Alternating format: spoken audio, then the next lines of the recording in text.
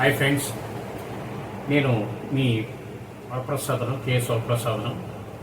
ఈరోజు మీకు వీడియోలో గణపతి నవరాత్రులు చేసేవారు వారి కరెంటుకి ఇబ్బంది పడక్కర్లేదు. ఇక రాష్ట్ర ప్రభుత్వం వారు గుడ్ న్యూస్ చెప్పారు. ఆంధ్ర రాష్ట్రంలో వినాయక మండపాలకు ఉచిత విద్యుత్ ఇచ్చేందుకు ప్రభుత్వం అంగీకరించిందని మంత్రి నారా లోకేష్ గారు తెలిపారు. ఉత్సవాలు జరిగే రోజుల్లో ఫ్రీ కరెంటు ఇవ్వాలంటూ వచ్చిన వినతులపై ముఖ్యమంత్రి గారు మంత్రి గొట్టిపాటి గారితో చర్చించినట్లు తెలిపారు.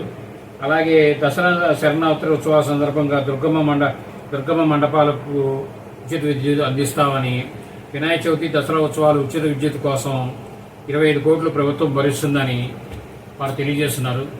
ఈ గణపతి నవరాత్రులు ఉత్సవాలు ఇలా జరుపుకునేవారు ఈ ఉచిత విద్యుత్కు ఎలా ఫాలో అవ్వాలనేది స్థానిక సచివాలయంలో కానీ కరెంట్ ఆఫీసులో కానీ కనుక్కొని మీరు ప్రొసీడ్ అవ్వండి. మీరు ఇంకా ఉత్సవాలు మరింత ఉత్సాహంగా చేసుకోవడానికి అవకాశం ఉంటుంది. ఎందుకంటే రాష్ట్ర ప్రభుత్వం తరఫున మనకి ఎంతో వెసులుబాటు ఇచ్చినట్టు అవుతుంది.